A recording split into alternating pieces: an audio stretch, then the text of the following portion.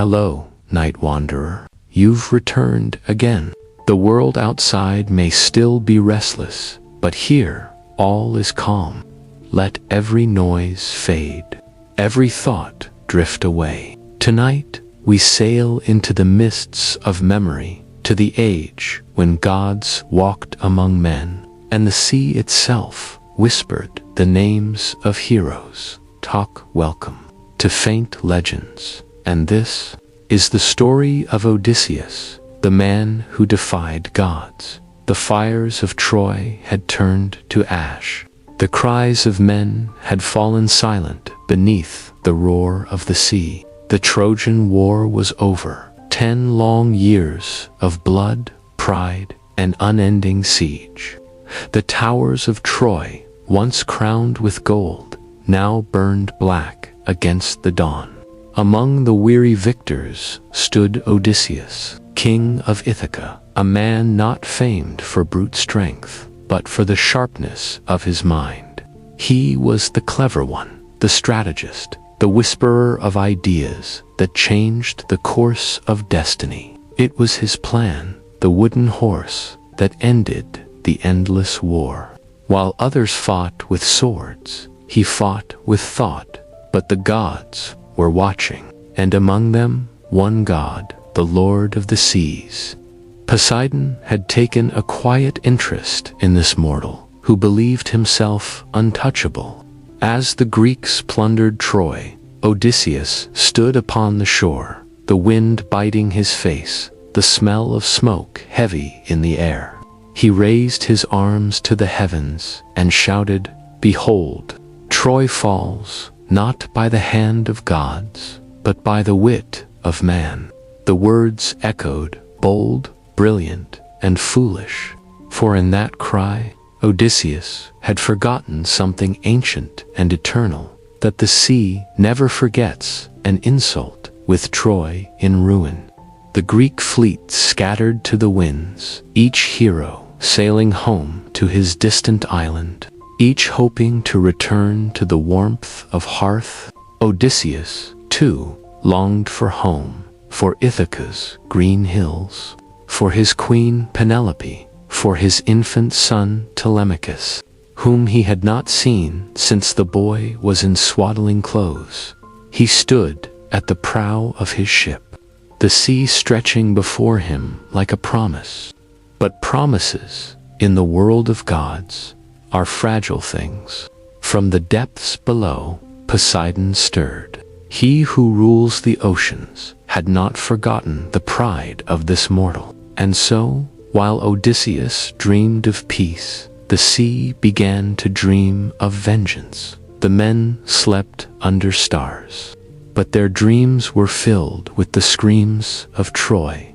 The war had ended, yet within them the war still lived. They had plundered, burned, and killed for 10 long years, and now they sailed home, not as heroes, but as haunted men.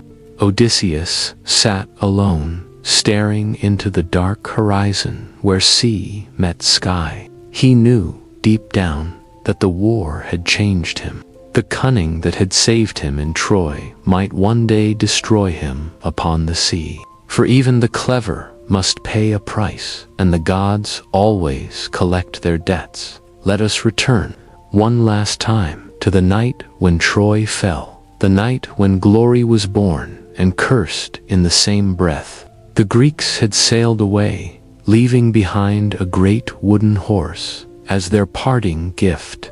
The Trojans, weary of war, dragged it inside their gates, believing it a token of surrender, a monument of victory. Inside the horse's belly, hidden among the hollow beams, waited Odysseus and a band of chosen warriors, silent, still, breathing the heavy air of destiny.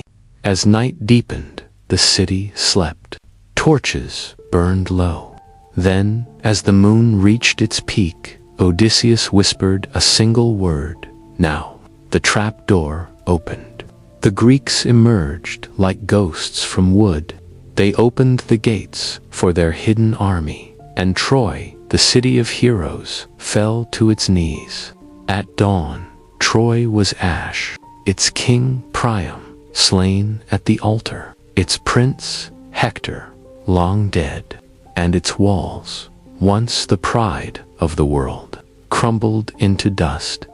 Odysseus watched it burn, the city that had consumed half his life.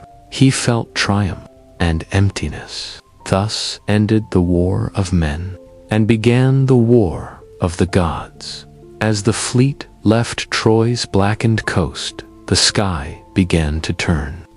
Winds twisted, waves rose like mountains.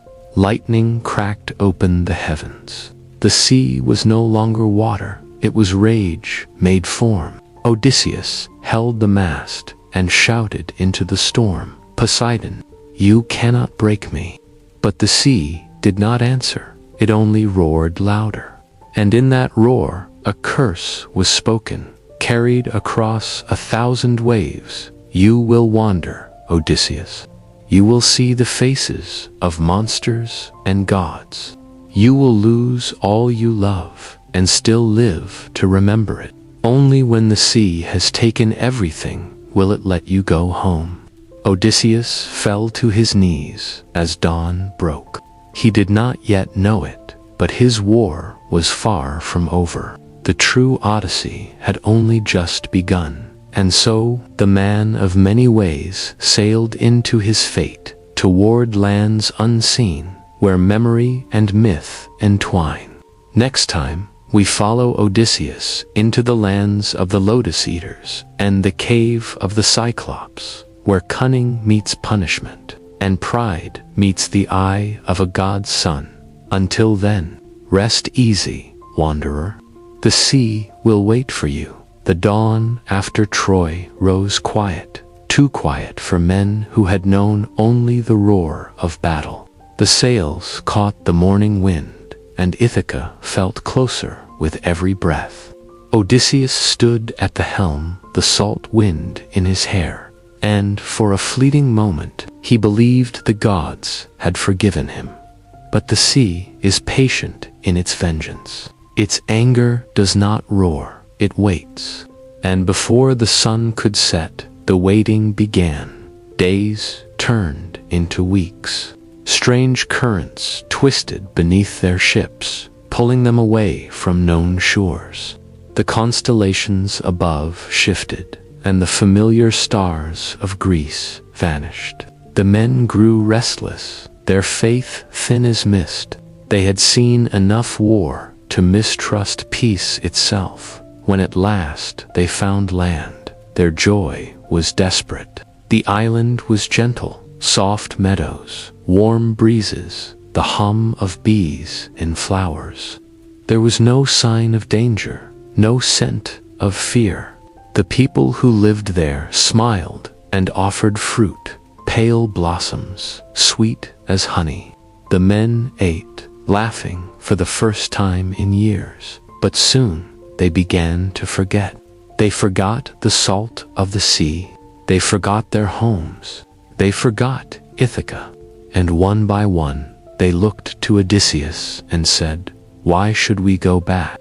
There is no war here, no storms, no gods to anger us. Let us stay and dream forever." That place was the land of the Lotus Eaters, a land of peace so perfect it became a prison. Odysseus saw it for what it was, the first test of his heart. The sweetest danger is the one that feels like rest. He tore his men from the shore by force, dragged them to the ships as they wept and begged to stay. He bound them to the benches and sailed away, his face like stone, his heart trembling. For a moment, as the island faded behind them, he envied them, those who could forget. But he was cursed to remember. The winds drove them onward to another island, one shrouded in mist, heavy with the smell of beasts and fire. They landed upon its stony shore, where giant sheep grazed upon green cliffs, and strange tracks marked the sand. huge footprints, deep as graves. The men followed them inland, carrying torches and the hunger of survivors. They found a cave, vast and echoing, filled with baskets of cheese and milk. Inside, walls of stone and piles of wool, the home of something powerful. The men urged Odysseus to take what they could and flee, but his curiosity, his endless thirst to know, overcame caution. He wished to see who lived there. He wished to speak, to learn. And when the owner of that cave returned, the ground itself seemed to tremble. It was Polyphemus, the Cyclops, the monstrous son of Poseidon, a shepherd of giants and devourer of men. He blocked the cave's mouth with a boulder no mortal could move. His single eye glowed in the torchlight, pale, wide, and cruel. "Who are you?" he thundered. "Pirates, thieves, or fools who walk willingly into death?" Odysseus stepped forward, his voice steady. "We are Greeks, blown off course by storms. We beg hospitality as the law of gods commands." The Cyclops laughed, a sound like stone breaking. "The law of gods. You speak to one who fears no gods." And with that, he seized 2 of Odysseus's men and crushed them against the rock. The sound of bones echoed like thunder. He devoured them whole, and the cave filled with the smell of blood and milk. The survivors cowered in silence. Odysseus stared into that single eye and knew reason would not save them, only cunning could. Through the night, his mind worked like fire, forging a plan in the dark. By dawn, the Cyclops slept drunk on wine Odysseus had offered him, wine strong enough to fell even giants. Odysseus approached, holding a long stake of sharpened olive wood, hardened in the fire's breath. He whispered to his men, "Now." They drove the stake into the Cyclops' eye. The monster awoke, screaming, his cry shaking the mountain, calling his kin. He tore the air with rage, but he could see nothing, only darkness and pain. He groped for the men, but Odysseus and his crew clung to the underbellies of the giant sheep. And when dawn came, they escaped, hidden beneath the flocks that shuffled toward the pastures. They reached their ship, hearts pounding, and the sea carried them from that cursed shore. But as they rowed, Odysseus could not resist. He turned and shouted to the blinded monster, Cyclops, "If any man asks who ruined you, tell him it was Odysseus, son of Laertes, king of Ithaca." It was pride that spoke, the same pride that had angered the gods of Troy.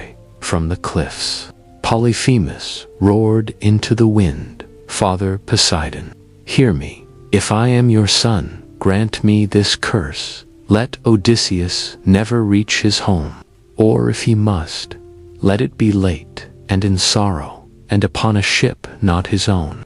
The sea fell silent for a breath, then shuddered. The waves began to twist and churn as though alive. Odysseus knew in that instant that the curse had been heard. They sailed on beneath a darkening sky, the horizon trembling with distant thunder.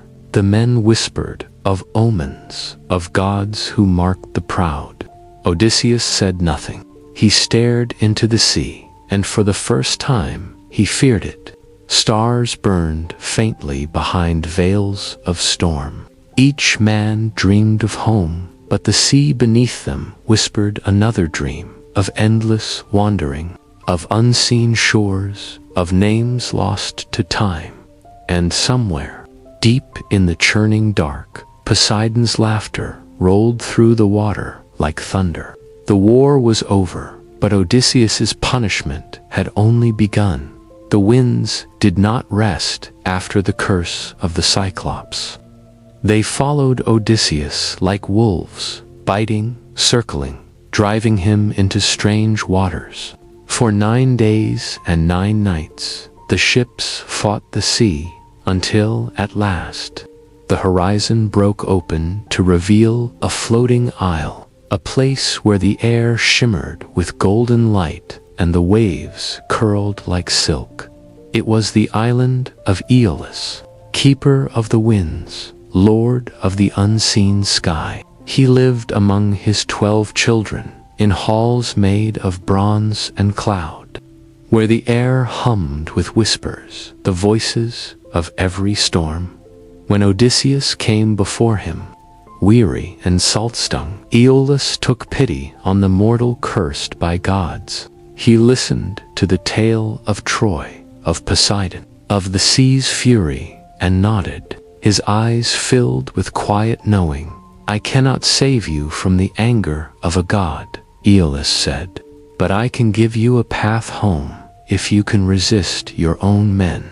He handed Odysseus a great leather bag, bound tight with silver cords. Inside it were the wild winds of the world, storms chained, tempests sealed, the fury of the sky imprisoned. Only one wind he left free, the soft breath from the west, the one that would carry them to Ithaca's shores. Odysseus bowed low, his heart swelling with hope. For the first time since Troy, they sailed again, the sun at their backs, the waves calm and obedient. And on the 10th day they saw it, Ithaca, faint, blue, and glimmering on the horizon. Odysseus's eyes filled with tears. He had made it home. He could almost hear Penelope's voice, feel his son's small hands around his own. But the sea does not forgive so easily.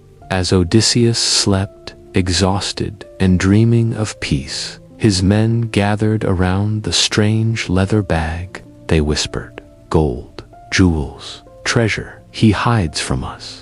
Greed, that old ghost of men's hearts, awoke once more. And as they untied the cords, the sky screamed. The winds burst free, east, west, north, south, clashing, howling, tearing at the sails. The ships were hurled back into the vast dark, Ithaca vanishing in an instant like a dream broken. When Odysseus awoke, he fell to his knees, his voice lost to the roaring storm.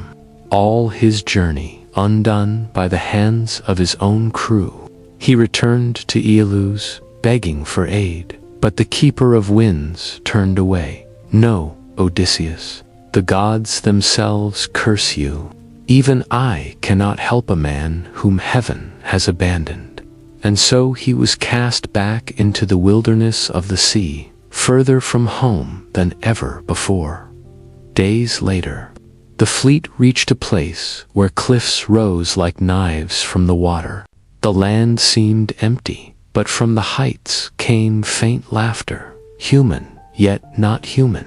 It was the realm of the Lastrygonians giants, who feasted on flesh. The first men ashore never screamed, only vanished.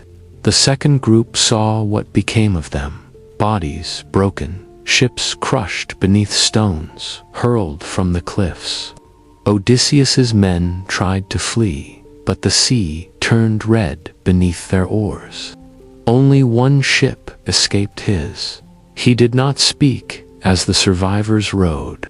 Their eyes were hollow, their hope thinned to a ghost of itself. Even the gulls stopped following them for days. There was nothing, only wind and silence, until the sea carried them to another island, green, quiet, and hauntingly beautiful. Smoke curled from among the trees. A scent of herbs, sweet and dangerous, hung in the air. Odysseus sent half his men inland to explore. They found a house of polished stone, surrounded by lions and wolves, but the beasts did not attack. They sat, tame and sorrowful, their eyes gleaming with trapped humanity. From the doorway came a woman, tall, golden-haired, her eyes deep as midnight. She smiled and welcomed them with soft words and sweeter wine. Her name was Circe, daughter of Helios, the sun god, a witch who knew the hearts of men when they drank from her cup. Their laughter grew wild, their speech slurred, and before they could understand, their bodies began to twist and shrink. Their hands became hooves, their cries became squeals. They had become swine. Circe watched in silence, her face calm, almost tender, as if pitying them for what they truly were. When the news reached Odysseus, he did not tremble. He drew his sword, but before he reached her hall, a figure appeared, Hermes, the messenger god, swift as light. Smiling faintly, "Brave Odysseus," he said, "you face one who turns men into what they are. Take this, a root from the gods, moly, white as moonlight and strong against enchantment. It will protect you." Odysseus took it and went into the hall. Circe met him with her same beguiling smile, offered her cup, but when her spell failed, when the man before her did not fall, she knew he was not like the others. He held his sword to her throat. "Free them," he said. For a long moment, she studied his eyes, not the weapon, but the will behind it. Then she laughed softly. "You are no ordinary man." She touched his cheek and whispered, "Then stay. You have fought enough for 10 lifetimes. Rest, Odysseus. Let the sea forget your name." And for the first time, he almost believed her. He stayed with Circe, a year lost to time. His men, restored but restless, feasted and dreamed of home, while their captain drifted through days that felt like peace but smelled of danger. He was caught between love and duty, between a god's curse and a woman's warmth. Circe warned him, when he finally prepared to leave, "Your journey is not over. Before you can see Ithaca, you must sail through death itself. You must go to the land of shadows and speak to the spirits that wait beyond the veil." Odysseus looked toward the horizon and knew she spoke truth. He had escaped monsters, storms, and spells. But now he would face something no sword could touch, the realm of the dead. He left Circe's isle as dawn broke, her silhouette fading in the mist, the cries of her lions echoing like distant memories. The sea opened before him, endless, gray, and waiting. The next shore would not belong to the living. The sea was still when they left Circe's isle, too still. The waves lay flat as mirrors, reflecting a sky that seemed to hold its breath. No gulls followed, no wind sang. It was as if the living world had stopped to watch them go. Odysseus stood at the prow, his eyes fixed on a horizon darker than night. He had been told where to go, to the edge of Ocean, where the sun never rises and the air tastes of iron, to the land where the dead have no names. Only whispers. For days they sailed through mist, the light thinning until it vanished entirely. The sea turned black as obsidian, and the oars dipped into silence. Even the men's voices fell away, as though words themselves refused to follow. At last they reached it, the shore of the underworld, a place beyond the world of men. No trees, no stars, no sound, but the endless drip of unseen waters. The very air felt heavy with memory, the kind that hurts to remember. Odysseus took a blade and dug a pit in the earth, as Circe had instructed. He poured offerings into the trench, milk, honey, and dark wine, and the smell of it called to them. The dead began to gather. Shadows rose from the ground like smoke, pale faces flickering in the dim light. They came silently at first, then in murmurs, then in cries, the unburied, the forgotten, the countless dead of wars and storms. Each one hungry for a taste of the living world. Odysseus trembled, for among them could be the faces he feared to see and those he longed for. He drew his sword and held it over the pit.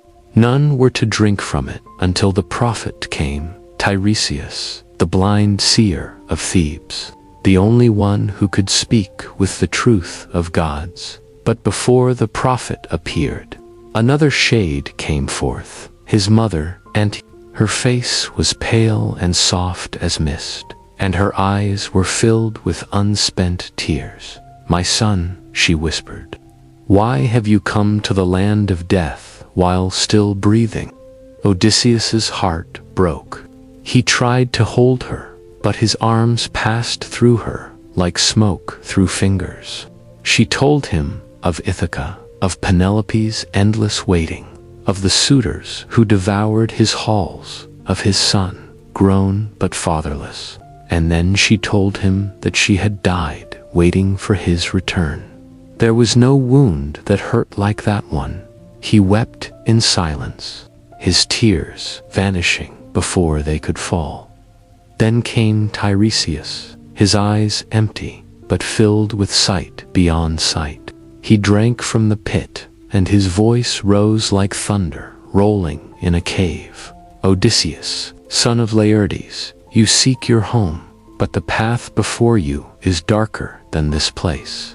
Poseidon's rage still follows you, and your men will pay the price for your pride. You will return, but not before you lose all. And even then, you shall find your house overrun by those who eat your bread and covet your wife.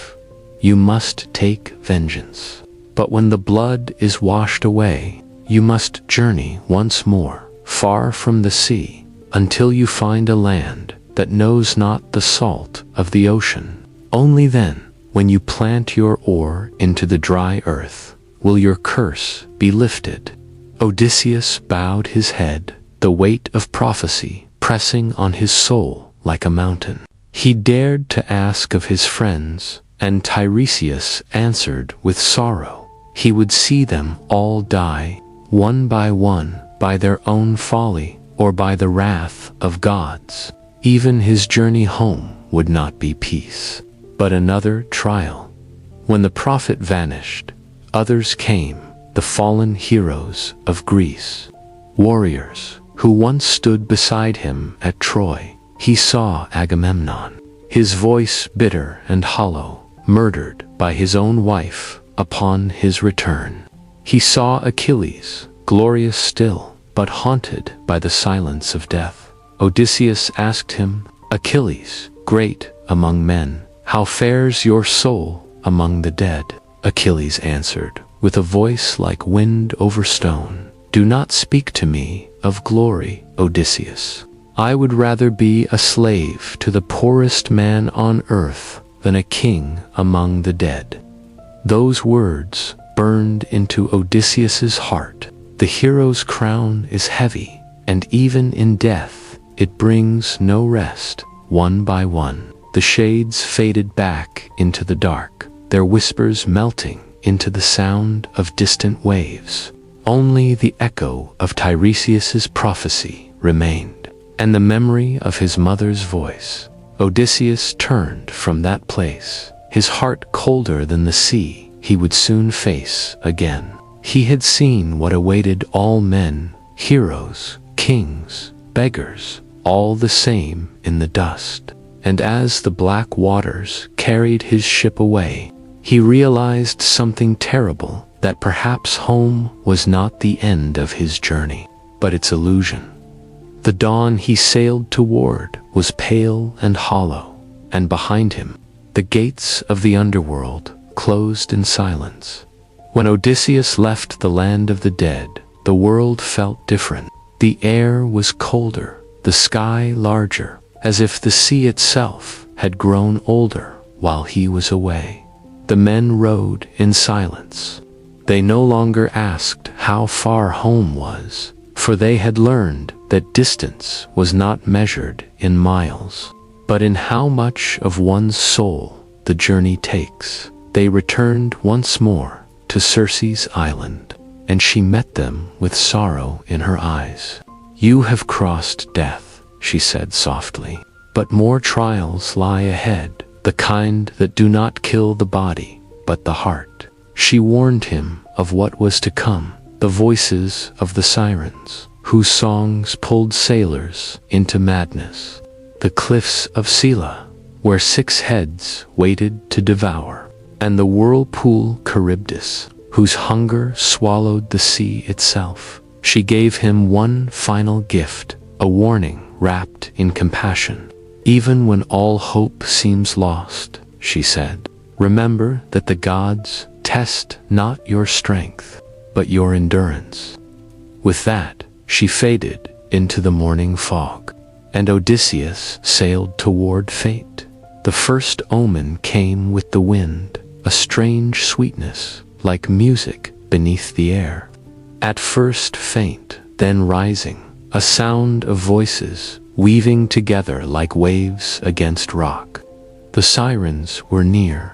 Their island was bare, a low stretch of rock surrounded by still waters, yet from it came the most beautiful sound mortal ears could hear. The song called out to every man by name, promising what he most desired: peace, love, the faces of those he had lost. "Come to us, Odysseus," the voices sang.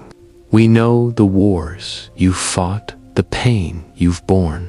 Here you shall find rest, and all the wisdom the gods have hidden from men."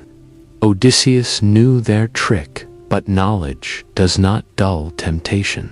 He felt his heart twist in his chest, the ache to surrender, to stop wandering, to listen. So he did what Circe had told him. He ordered his men to plug their ears with beeswax, and he had them bind him tight to the mast, hands, feet, and chest, and to ignore whatever he might say. As they rode past, the song grew unbearable. He shouted, pleaded, begged to be freed. He promised riches, promised mercy, promised anything, but the men could not hear. Only his eyes burned with the fire of madness. The Sirens called and called, until their voices broke upon the sea like foam, and their island faded into distance. The song died, and with it, something inside him died too, the part that still believed in easy salvation. Ahead lay the narrow strait, where the cliffs of Scylla faced the jaws of Charybdis. To one side, the whirlpool churned, a monstrous mouth that opened and closed, swallowing water, ships, and light itself. To the other, a cave of darkness, from which 6 long necks waited, each crowned with snapping teeth and eyes that gleamed like wet stone. No man could pass between them unharmed. Odysseus steered for the cliffs, remembering Circe's words, better to lose a few than all. He did not tell his men. Some truths were too cruel to speak. The sea grew wild. Waves rose like living things. Oars cracked in the men's hands. Then a scream from the shadows above. Scylla struck. 6 men were seized, lifted into the air, limbs flailing, their cries vanishing into the roar of the sea. Their blood rained down upon the deck, and the rest rode blindly, their faces white as foam. Odysseus watched, and for the first time he did not command, did not curse, did not speak. He only bowed his head. The gods had taken enough from him. He had no more prayers to give. After the strait, they reached the island of the sun god. Helios, a land of bright meadows and sacred cattle, which no mortal was to harm. Odysseus warned his men with all the strength he had left. We must not touch them. If we anger the god of the sun, we are lost. But hunger is a greater god than fear. While Odysseus slept, the men killed the sacred herd. They feasted in secret, the smell of burning fat rising into the heavens. When Odysseus awoke, he saw the smoke and knew. The sky darkened without warning. Thunder cracked across the sea. The sun turned its face away. Then came Zeus's wrath, a lightning bolt that shattered the mast, splitting the ship in two. Fire met water. Screams met silence. And one by one, his men vanished beneath the waves. Only Odysseus remained, clinging to the wreckage of his ship. Alone in a sea that no longer cared to carry him, he drifted for days. Days that had no time, under skies that watched but never spoke. The sea that once sang now whispered only one word, alone. At last, the current threw him upon an unseen shore, the island of Calypso, where the sea nymph waited, and where time itself would forget him. The storms were over. But Odysseus's story, the story of a man who could not stop longing, was far from done.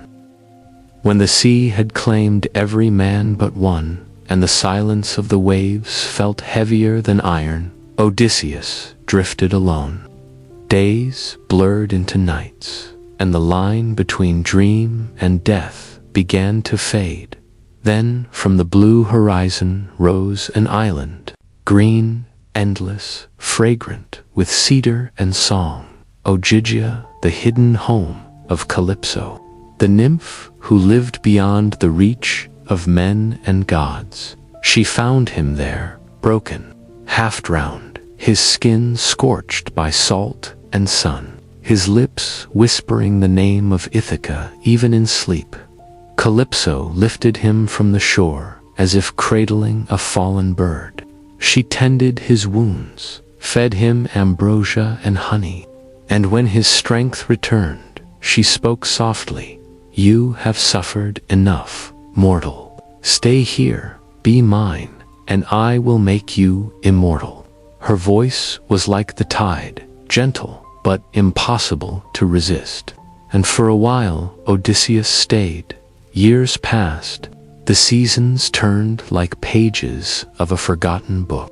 Calypso's laughter filled her cave, and Odysseus shared her bed, but his heart was elsewhere. Every dusk, when the golden sky sank into the sea, he would walk to the shore and sit upon a lonely rock. There, his eyes searched the horizon, not for adventure, not for glory, but for home.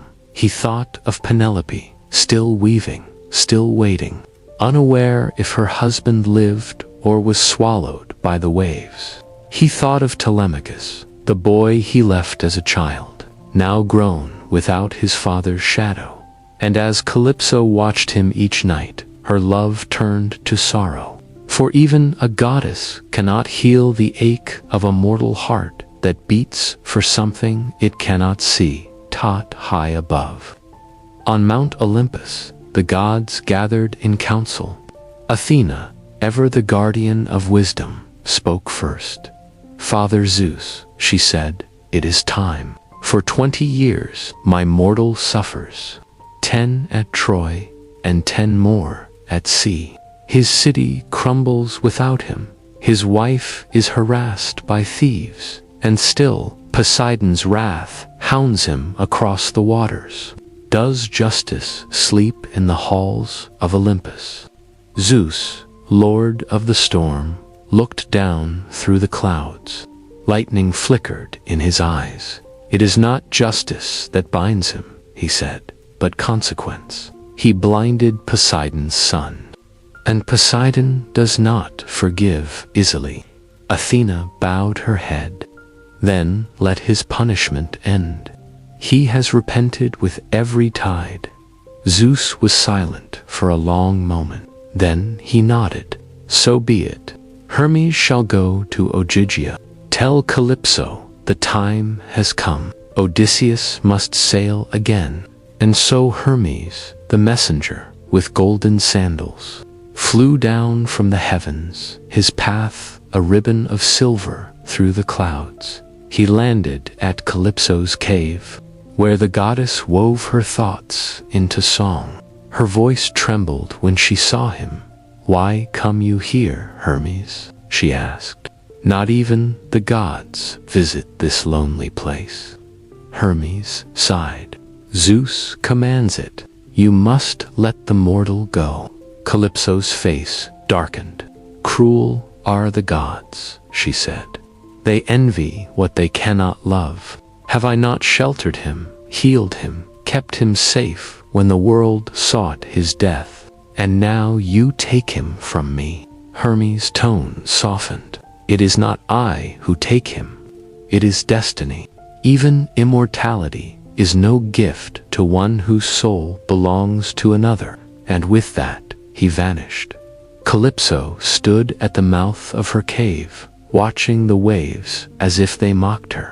For the first time, she felt the weight of her own eternity and the curse of loving one who must leave. She told him all. He stared at her for a long while, his heart torn between mercy and longing. "You have been kind to me," he said softly, "more kind than any mortal deserves. But my heart cannot rest. It beats for Ithaca." Calypso smiled through tears. "I know. Go then, but remember Odysseus. Not all prisons are made of stone. Some are made of love." She led him to the shore, where the trees bent low as if in mourning. With her own divine hands, she gave him tools to build a raft, strong wood, ropes of woven bark, food, water, and the wind at his back. When the raft was ready, she kissed his brow one last time. "May the sea be gentle," she whispered, "for it remembers what we cannot forget." Odysseus sailed from Ogygia, his heart a storm of gratitude and sorrow behind him. Calypso watched until the horizon swallowed him whole, and her song drifted faintly across the waves, a melody of love, loss, and farewell. But Poseidon had not forgotten. Far beneath the foam, he rose from his palace of coral and bone. And when he saw Odysseus on the sea once more, his fury rekindled. The ocean roared, winds screamed, the raft shattered. Odysseus was thrown into the abyss again, the sea. God's vengeance unending. Yet fate would not let him die. A sea nymph named Ino, pitying his struggle, rose from the depths. She cast him a sacred veil. "Take this, wanderer," she said. "It will keep you afloat. Cast off your fear and swim." For 2 days and nights, he fought the waves, his strength fading. At last, he reached the shores of Scariot land of the Phaeacians, and there he fell upon the sand, half dead but alive. The gods' punishment had ended. His final test had begun. Transition outro soft narration tone, and thus the winds shifted, and the long night of divine wrath began to fade. Odysseus had crossed from despair to destiny, from the arms of a goddess to the edge of his home. But before Ithaca would open its arms to him, the sea had one last secret to reveal: a kingdom of kind strangers, a princess who would hear his tale, and a ship that would finally carry him to where he truly belonged. Odysseus lay upon the sand, his body torn, his soul barely tethered. The sea that had sought to claim him now withdrew, leaving him among reeds and whispering winds. The storm had passed, but it left behind a silence so deep It felt like the pause between life and death. For 2 days he slept, hidden beneath olive leaves. The gods watched, silent, their wrath now spent, their judgment complete. And then, on the 3rd morning, the laughter of maidens drifted through the air. It was soft, like sunlight on water, the laughter of those untouched by sorrow. Odysseus stirred. He followed the sound to a nearby river, where the daughter of the Phaeacian king was washing linen in the stream. Her name was Nausicaa. She was fair and tall, her eyes bright as the dawn over calm seas. When she saw the stranger emerge from the thicket, naked, bruised, salt-streaked, her maids fled in fear. But Nausicaa did not move, for Athena, ever watchful, had wrapped her courage in divine grace. Odysseus bowed low, covering himself with a branch. "Princess," he said, "whether you are mortal or divine, show mercy to one who has suffered much." Nausicaa's voice was gentle. "Stranger, all who suffer are guests of the gods. Follow me to my father's hall. There you shall find warmth, food, and peace." She gave him garments, oil for his skin, and sent him to the palace of her father, King Alcinous. The palace of the Phaeacians gleamed like dawn itself. Columns of bronze rose from marble floors, and the walls shone with silver vines. Servants moved like shadows, and music drifted from unseen halls. When Odysseus entered, the queen herself, Arete wise and kind, looked into his eyes and saw the depth of his sorrow. He fell at her feet. "Queen, I beg your mercy. I am a wanderer, cursed by the sea. Let me find passage home, and may the gods reward your kindness." Alcinous lifted him up. "Stranger, whoever you are, we will give you a ship. For no man who seeks home shall be denied by Phaeacia." But before the ship could sail, the king wished to know his tale. And so, at the great feast, beneath lamps of gold and smoke of roasted meat, Odysseus began to speak. He told them everything. Of Troy's burning towers, of the Cyclops' cave, the sorceress Circe, the songs of the Sirens, of the storm, the loss, the loneliness. He told them of Calypso, of her kindness and her chains. And when he spoke of Ithaca, his voice broke like a wave. The hall was silent. Even the musicians wept. When he finished, King Alcinous rose and said, "Odysseus, you are no stranger to us now. You are a man of suffering, and suffering is the mark of all who are beloved. Tomorrow you shall sail for home." That night, Odysseus lay in a soft bed, his first true rest in years.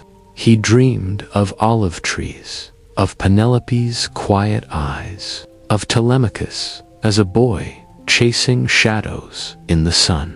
When dawn came, the Phaeacians prepared a ship swift as the wind.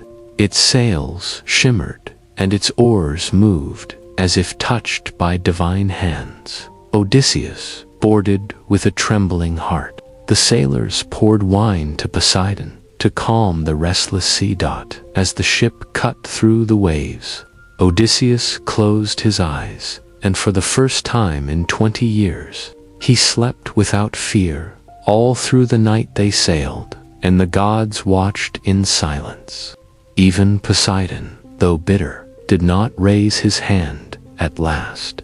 As dawn touched the horizon with gold, Ithaca appeared, its cliffs rising proud, its forests draped in mist. The sailors, gentle in their kindness, lifted the sleeping hero and placed him upon the sand, his treasures beside him, and then they departed, vanishing into the morning light, their ship gliding away like a dream fading with the dawn.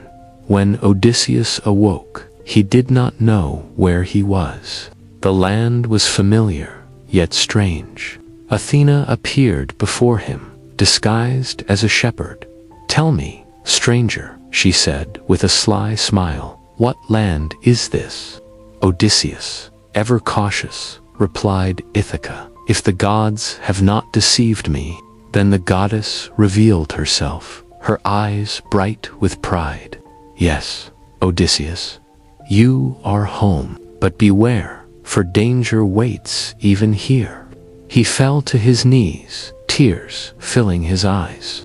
He kissed the earth, the soil of Ithaca, and the scent of it filled his soul like music. 20 years of longing ended in a single breath, but as the winds quieted and the waves turned to whispers, the gods still watched, for his journey was not yet done. The sea opened before him, vast and pitiless. For days, Odysseus drifted upon a fragile raft, carved by his own hands, his eyes fixed on the horizon that promised Ithaca. But Poseidon had not forgotten. From the deep, the earth-shaker rose, his anger thundering through the waves. Black clouds gathered, lightning tore the sky, and the ocean turned upon him like a beast. The storm shattered the raft, planks spun like leaves in the surge. Odysseus clung to a beam as the sea swallowed him again and again. Salt burned his eyes, exhaustion numbed his limbs. When he could no longer fight, when even hope had sunk beneath the waves, a soft light pierced the storm, the sea nymph Ino, pitying the mortal's endless struggle. She cast him a veil and whispered that he must let go of his raft, trust the sea, and swim toward fate itself. So he did. He drifted where the wind carried him, battered and broken, until at last he reached a foreign shore, the island of the Phaeacians, a land of song and golden halls. Naked, trembling, and half-dead, he crawled beneath an olive tree, the same sacred tree that had sheltered his ancestors. There he lay, the seaweed tangled in his hair, and fell into a sleep deeper than any dream. When dawn came, the laughter of maidens stirred the air. They were playing by the river, one among them, Nausicaa, daughter of King Alcinous, radiant as Artemis among her handmaids. She saw the stranger rise from the reeds, his body scarred by wind and war, yet his eyes still sharp with the light of a man who has seen gods and lived. Instead of fear, she felt reverence. She gave him food, cloth, and safe words, guided by her kindness. Odysseus entered the halls of the Phaeacians, where song and light filled every corner. There, at last, he found men who honored travelers and heard stories with open hearts. The king, moved by the hero's weariness, asked his name, and in that moment, Odysseus, who had worn the masks of beggar, soldier, and wanderer, finally spoke it again. He told them everything: the fall of Troy, the island of the lotus, the blinding of the Cyclops, the storm of Elis, the whispers of Circe, the descent to the underworld, the songs of Sirens, and the endless reach of the sea. As he spoke, the hall fell silent, the fire burned low, and even the lyres paused, for all men knew they were hearing not a tale, but the living breath of fate. When his story ended, the king rose and said, "No man who has suffered so much shall be denied his home." And the Phaeacians, generous beyond measure, prepared a ship with gifts of gold and wine. Odysseus stood upon its deck as the wind turned warm and soft. For the first time in 10 years, the sea did not fight him. The stars guided his way, and in their silent pattern, he saw the faces of his fallen men smiling at last. He closed his eyes and whispered, "Ithaca, the gods too were watching. Athena smiled from afar, and even Poseidon, weary of vengeance, turned his gaze away. The waves cradled the ship gently, like a mother carrying her child home. And so, after 20 years of war, storms, and endless exile, Odysseus, son of Laertes, king of Ithaca, breaker of Troy, finally drifted into sleep. Beneath the scent of his homeland's wind, the ship glided through the night as though the stars themselves pulled its sails. When Odysseus awoke, the world was quiet. The sea had stilled. The air carried the scent of olives and soil. He rose slowly, and before him stretched the jagged cliffs and dark hills of Ithaca, his home. For a moment, he did not believe it. His hands trembled as he touched the sand, afraid it would vanish like another dream. The Phaeacians, true to their promise, left him sleeping on the shore, their ship slipping away like a shadow. And when dawn came, Athena appeared to him, gray and calm, cloaked in mist. She smiled, but not softly. The goddess's smile was one of knowledge and testing. "You have returned, Odysseus," she said, "but not to peace. Your halls are filled with men who feast upon your wine and court your wife as though you were a ghost. You must be cunning once more." He bowed to her, the old soldier's humility still alive within him. "Then let me come to my house as no king, but as a beggar," he said. "Let me see who still remembers their lord." Athena touched his brow, and the years fell heavier upon his face. His hair grew gray, his skin roughened like bark, his shoulders stooped. The hero of Troy vanished. In his place stood a weary wanderer, unthreatening and forgotten.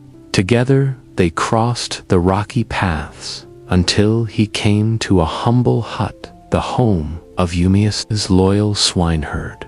Eumaeus did not know him. Yet, when he saw the stranger at his door, he brought him inside without question.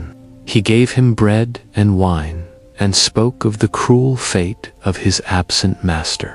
"If Odysseus lives," he said, "then surely the gods have hidden him, for no man could bear so long a storm."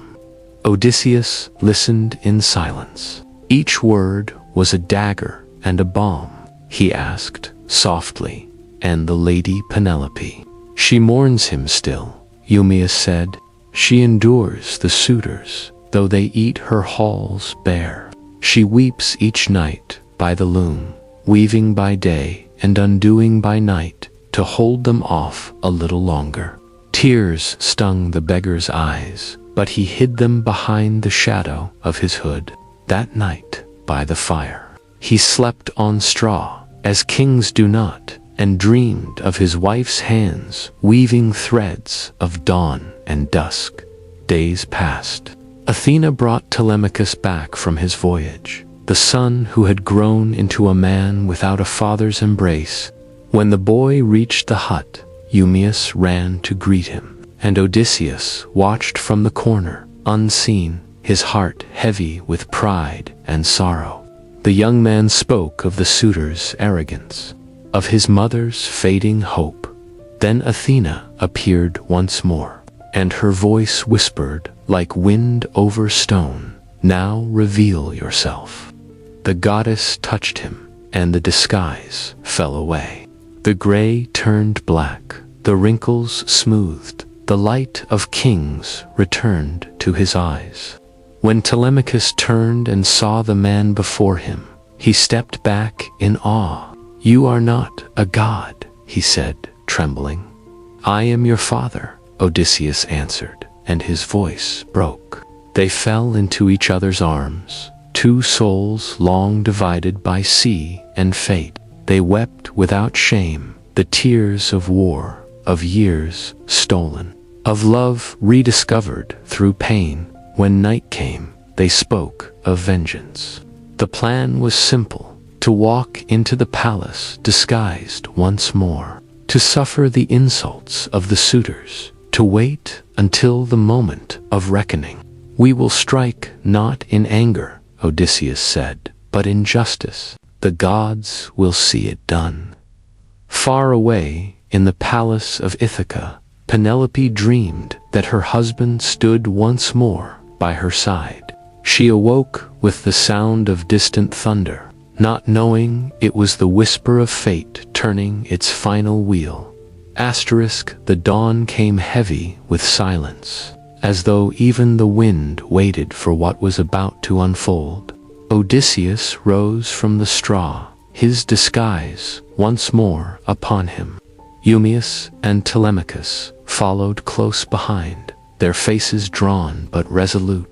As they walked down the narrow path toward the city, the cliffs echoed faintly with the cries of gulls, a sound like fate sharpening its blade.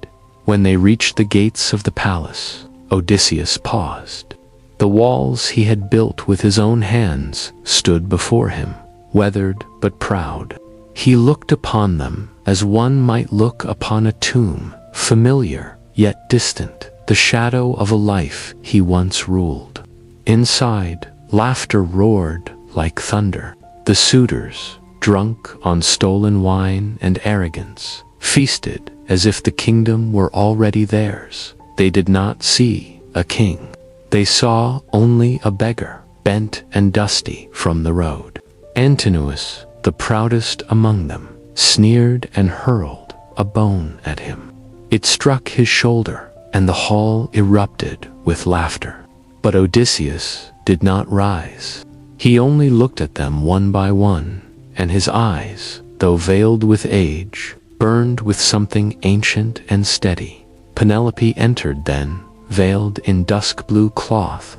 The suitors fell silent at her presence, for even grief. She moved as the moon moves across dark waters, quiet, deliberate, untouchable.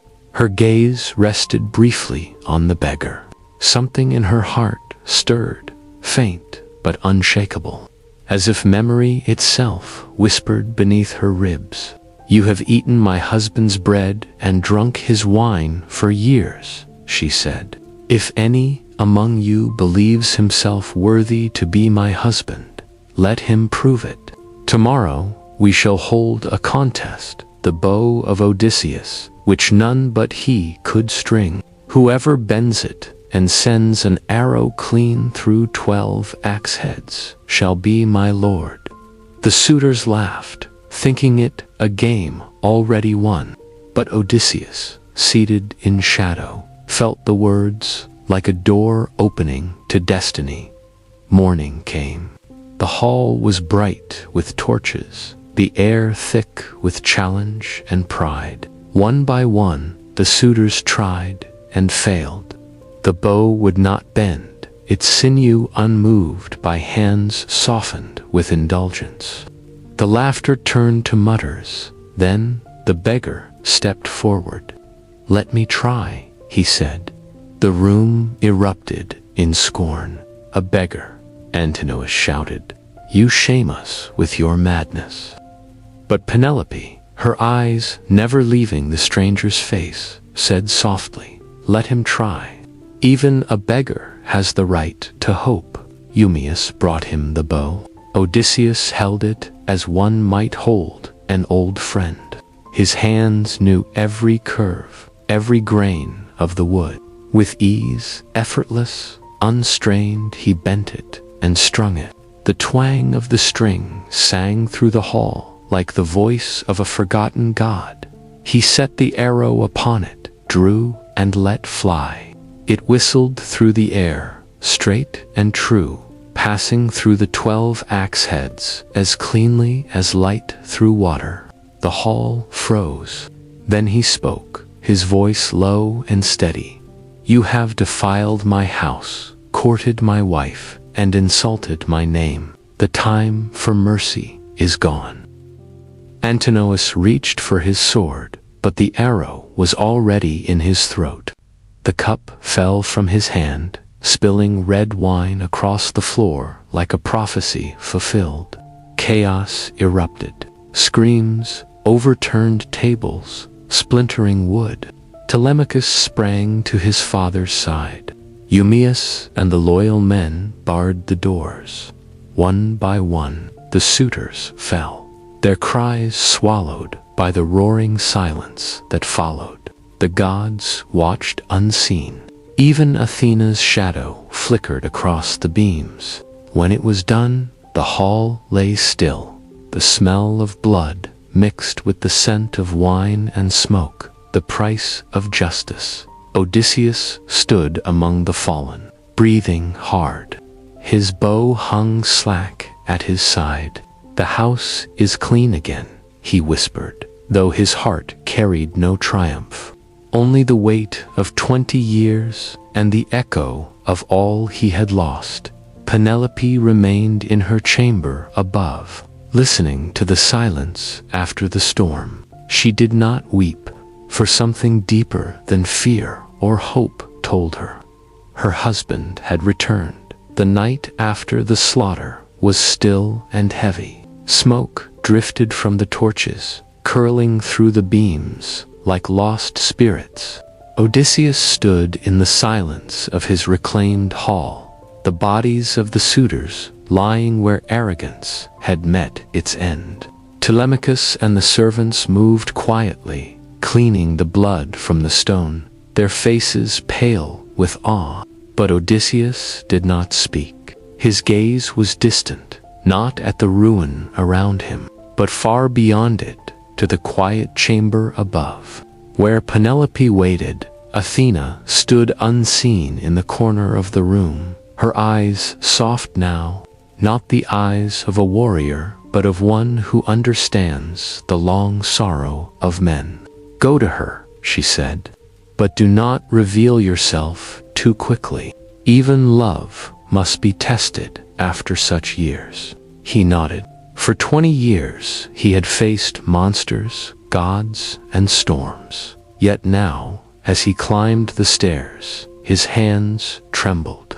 Every step carried a memory. Her laughter beneath the fig tree, the way her fingers once traced the scar on his arm, the lull of her voice whispering stories to their infant son. He reached the door. It was half open, and the candlelight spilled across the floor like dawn breaking through clouds. Penelope sat alone by the loom. Her face was pale, her eyes shadowed with sleepless years. But her beauty was the kind that time cannot touch. It lived in her stillness, her quiet strength. She turned as the beggar entered.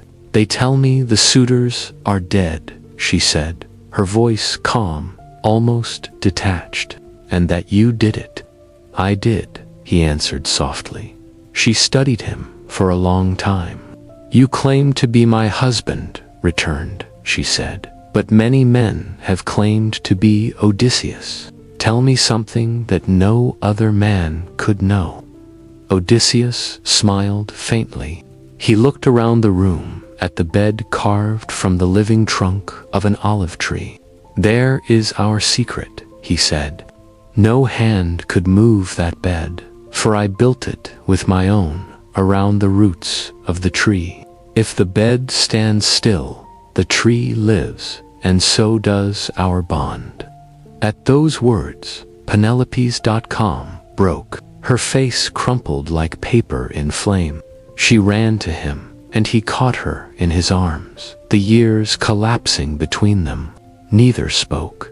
The silence between them was not emptiness, but fullness, the weight of all they had endured, all they had lost, and all that still remained. When she finally spoke, her voice was a whisper against his shoulder. "Do not be angry that I doubted you," she said. "After so many dreams, I feared the gods might be mocking me again." He held her tighter. "You have been as faithful as the stars. If not for you, I would have been nothing but driftwood upon the sea." They stayed that way until dawn, when the first light crept through the shutters. For the first time in 20 years, Odysseus looked upon the sunrise of his own land, from the bed he built, beside the woman he loved. And for a moment, all the noise of war, of sea and storm, fell away. But peace in mortal life is never unbroken. As the morning grew, the news of vengeance spread. The fathers of the slain suitors rose in anger, demanding retribution. The island trembled with the promise of more blood. Odysseus took up his spear once more, though his heart longed only for rest. Then Athena appeared, not in secret this time, but in full light. Her presence stilled the air. Even the waves seemed to bow. "Enough," she said. "This house has seen too much grief. Let there be peace." She struck the ground with her spear, and at once the rage of men dissolved like smoke in the wind. The fathers laid down their weapons. The land grew quiet again. Odysseus lowered his spear and looked to the sky. "You have guided me through every storm," he said, "and I am weary. Let my heart finally be still." Athena smiled, the kind of smile that belongs to eternity. "Then let your name fade into legend," she said, "for mortals are not meant to live forever, but their stories are." And so the years passed. Ithaca healed. The fields bloomed again. Odysseus grew older, his hands gentler, his gaze softer.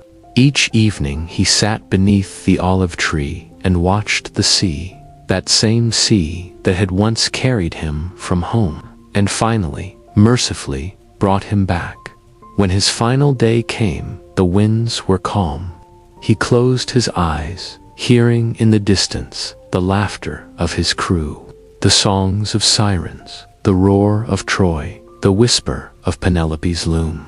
He smiled once, and the tide took him gently, as though the sea itself had come to claim its truest wanderer. And thus ended the long voyage of Odysseus, the man of many minds, the storm-born, the survivor.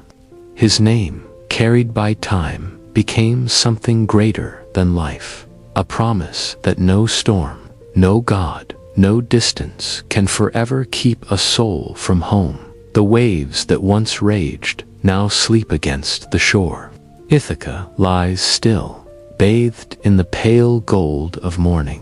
Somewhere in its hills, the olive trees murmur, their leaves catching whispers of the past, the sound of oars, the cry of men, the laughter of gods who have long withdrawn from mortal sight.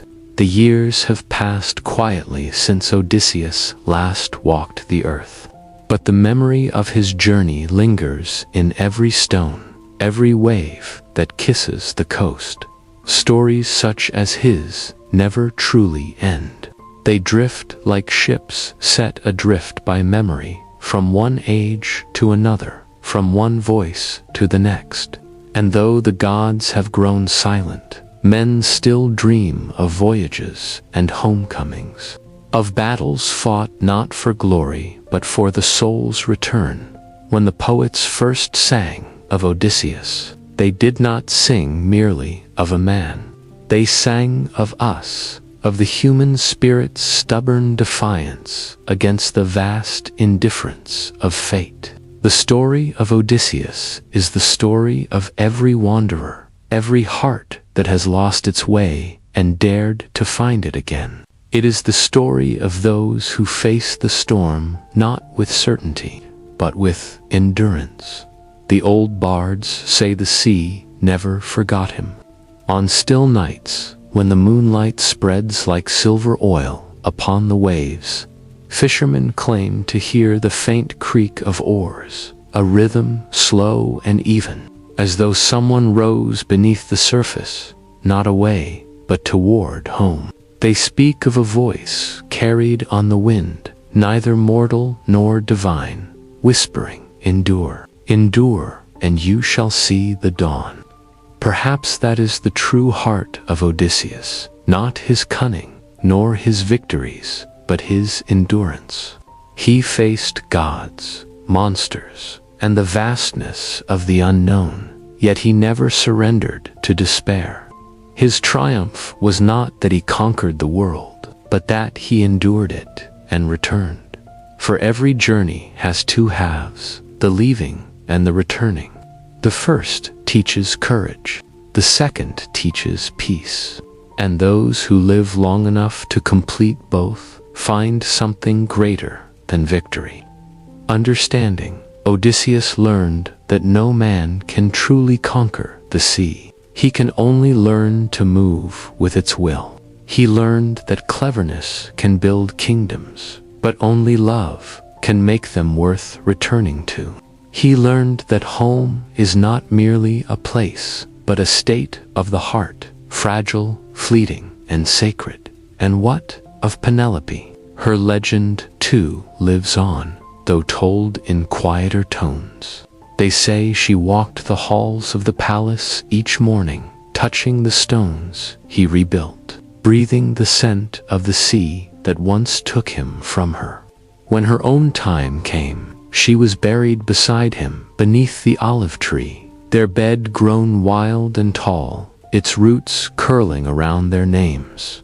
Some nights, when the wind moves through its branches, it sounds like distant laughter, or perhaps a lullaby. There is a strange mercy in time. It buries pain but keeps the meaning. The Odyssey, after all, is not a tale of war, but of return, of the long road between what we lose and what we become. And maybe that is why we still tell it.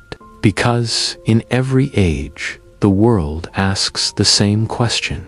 After everything, after loss, after wandering, after the storms, can we ever truly come home?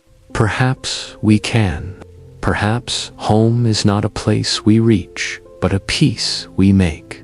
And as you listen now, as the waves of this story recede, you might feel that same calm beginning to rise, the hush that comes when all storms have passed. The gods are gone, the heroes are dust, but the sea still sings, and somewhere in that endless sound, their echoes remain. So, if ever you find yourself lost, not upon the ocean, but within the quiet storms of your own life, remember Odysseus.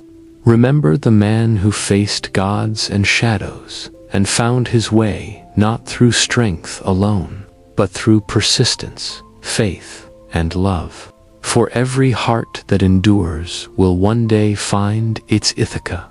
Let the night settle around you now. The story is done, but the echo lingers, soft, ancient, and eternal, the kind of silence that belongs only to legends. You have wandered with him through storm and sorrow, through the laughter of gods and the tears of men. And now, as the last words fade, let the sea close behind him once more. Breathe, rest. You are home.